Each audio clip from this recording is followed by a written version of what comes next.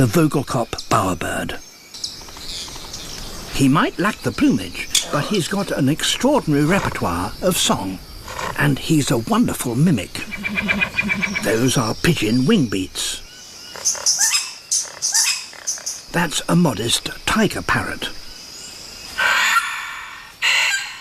And that a sulphur-crested cockatoo.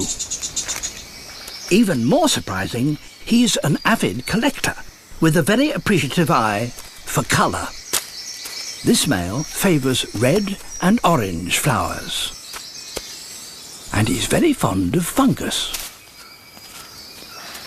Not everything he collects stays where it should.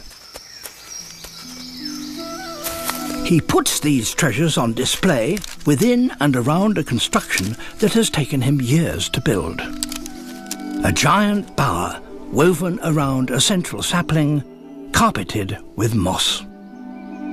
This grand design is no nest, it's the ultimate seduction parlour. But he's not alone on this hillside.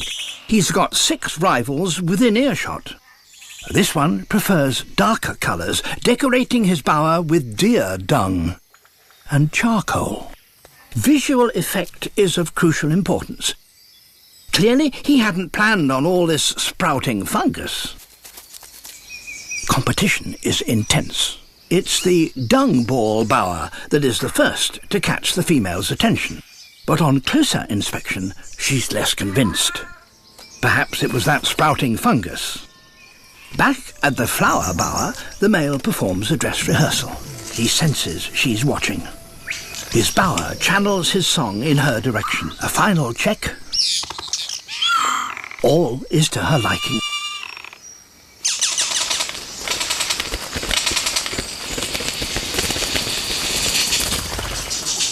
Few birds devote such craft, effort and ingenuity to achieve this life-defining moment.